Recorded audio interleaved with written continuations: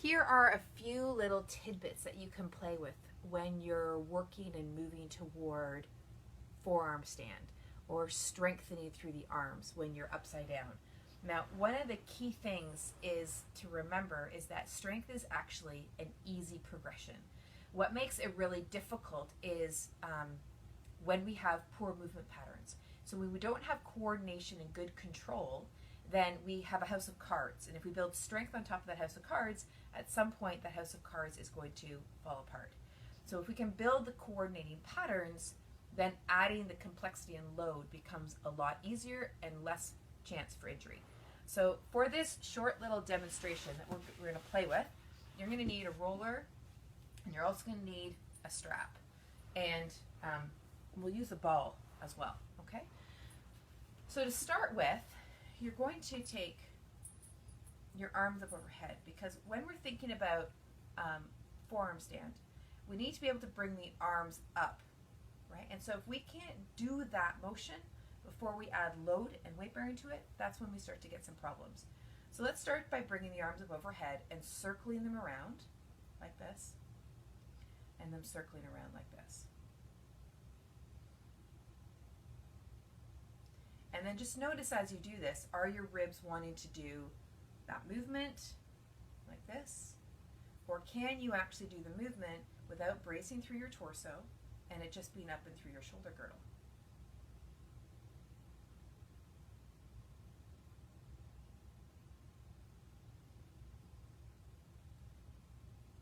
Okay, lovely. Now let's just do a little practice and play here. I want you to take the ball and find where your blade is, and find beside that lateral border of the blade some of the tissue, which is a combination of your lats, your rotator cuff, your serratus. I want you to take the ball in and around through there. We're going to come onto the floor.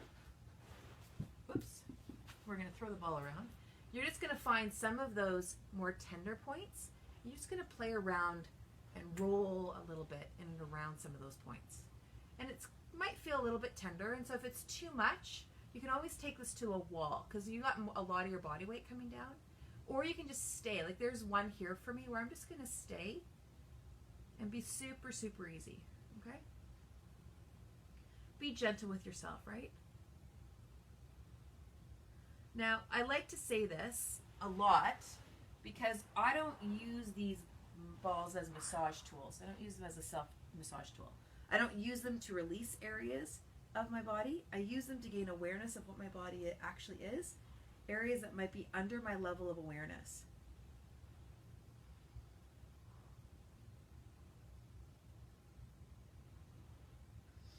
And then what you'll see we're going to do is we're going to come back to that movement of being here with arms overhead. And you'll probably notice that the way your arms move overhead is a little different now.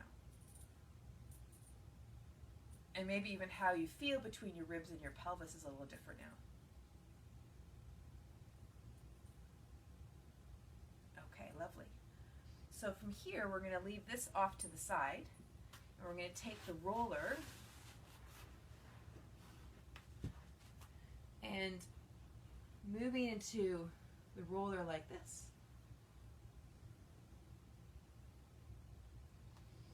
Now, a lot of people, when they come into a position like this, they drop down and they just take their elbow into the ground, and so it looks very much the same, but really all they've done is they've moved into hip flexion and dropped their shoulder down. They haven't really done an active twist, and it might not be their intent to do an active twist, but when we do make this and more of an active twist and really think about connecting the ribs and the pelvis and then rotating that rib cage by way of utilizing the obliques and connecting with the arms, so we're also connecting into the rest of the spiral line through the serratus anterior, we can really develop some neat connections in strength and mobility. Okay, and then the other side. And you'll notice that I'm staying basically in the same plane. I'm moving around this shoulder joint, rotating through my rib cage relative to that pelvis, and I'm not dropping to the floor. So I'm basically moving in that transverse or rotational plane.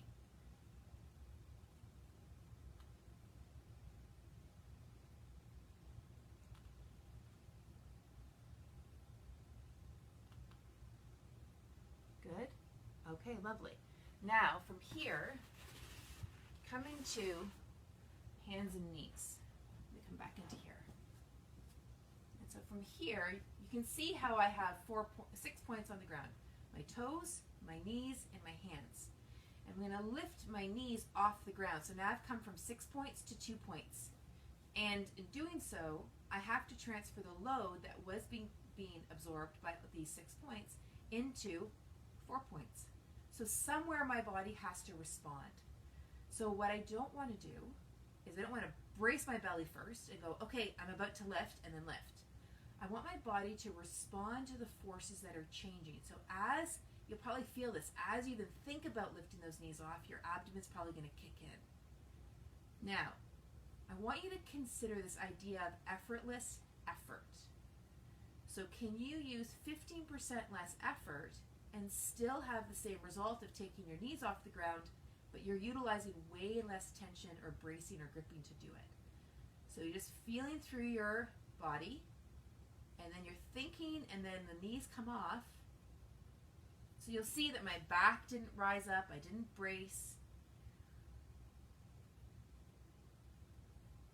Okay, now let's play around with some movement at the hips, shoulders, and knees.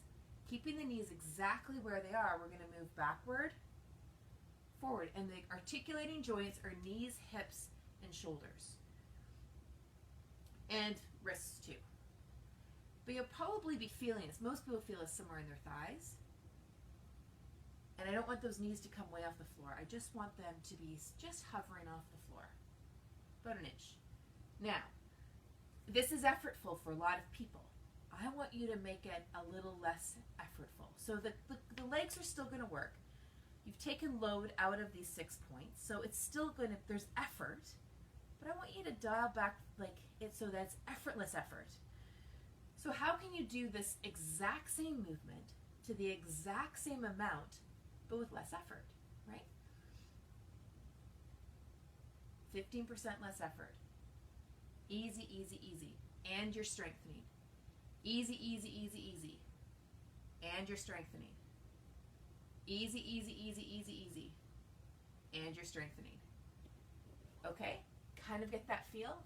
So those are just a few little things that I want you to consider when you're playing around with moving in towards forearm stand or any other arm balancing. Is consider that there can be ease amongst the effort, that we want to improve and build upon the coordinated patterns, because when we have good coordination, we can have better strength. We're not building on top of tension.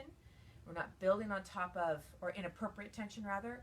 We're not building off of, or on top of a house of cards, something that's unstable, right? We're actually creating a good foundation, good communication between brain and body, and then building strength easily from there. All right, so explore that, have a ton of fun with it, and we'll see you on another Facebook Live. Take good care. Bye-bye.